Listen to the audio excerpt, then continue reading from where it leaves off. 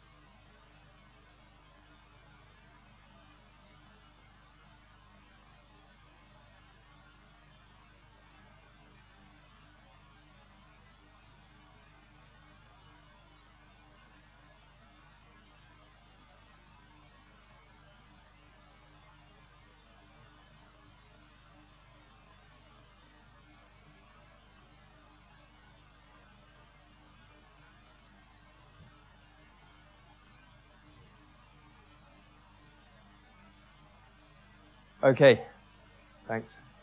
I hope our brave soldiers are not turning on their beds with the current monetary system and what's going on. Anyway, so this is how the system, the local currencies work. You buy the money into circulation and you pay local suppliers. This is how you move it on. A lot of the businesses give discounts to people. Sorry, my microphone's off, isn't it? It encourages consumers to go to buy the currency and then spend it at those independent businesses. And this is essentially how the system works. What's down here? This is, I think, somebody giving the money as a pay employees. Yeah, there's some examples of people actually paying their own staff with this currency. Generally, as a sort of bonus, it tends to be used in the transition currencies that I was talking about. Got their inspiration really from two currencies, one in the United States, the Berkshires, where they have a much bigger scheme. They have 2 million of these in circulation. And they actually have 13 local banks, interestingly. Still have local and regional banks in the United States. We've kind of lost them here, actually distributing the Berkshires. And you can hold your money in those banks.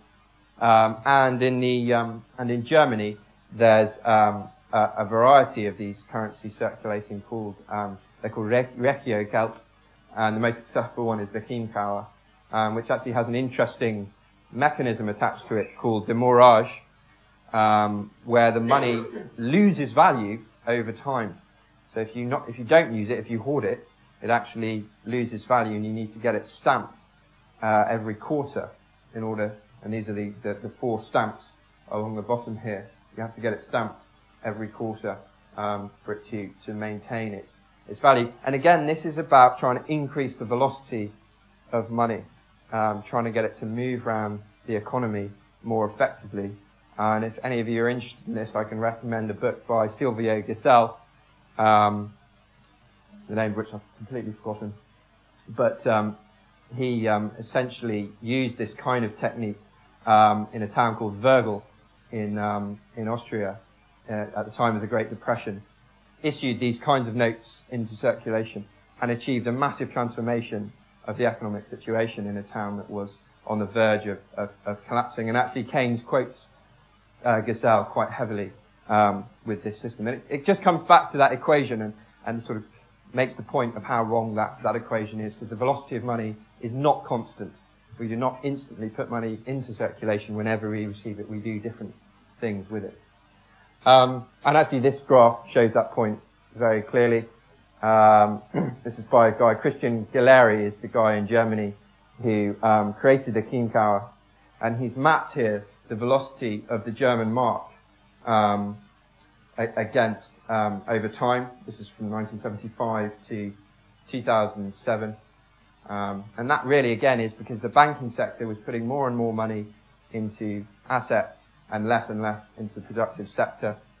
And the Chiemgauer tried to reverse that process.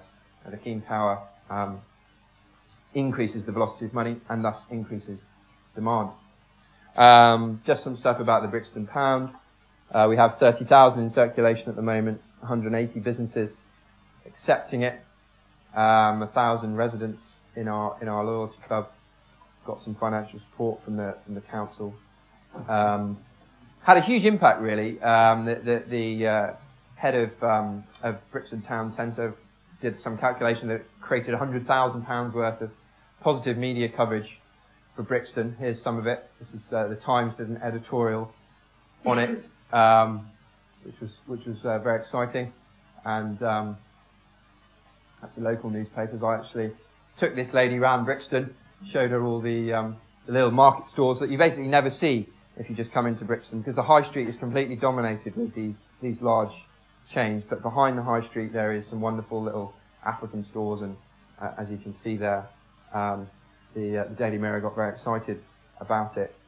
The point I want to kind of make really about this is it kind of demonstrates that money is something that we can do stuff with. We can create it in a way that helps us function, that achieves what we want to do. It's not this this neutral, magical commodity that just floats around totally independent of human beings. I very much agree with Mary's argument that money is a social relation, fundamentally. It's a relation of debt and credit. It's a claim on something in the future, and that's how we should think about it.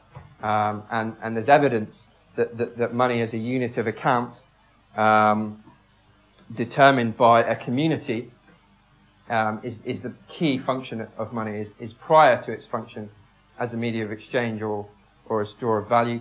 Evidence going back 4,000 years to show communities denominating debts or injury payments by using various different means, things like tally sticks, just putting a mark on a tally stick to demonstrate a debt or a credit.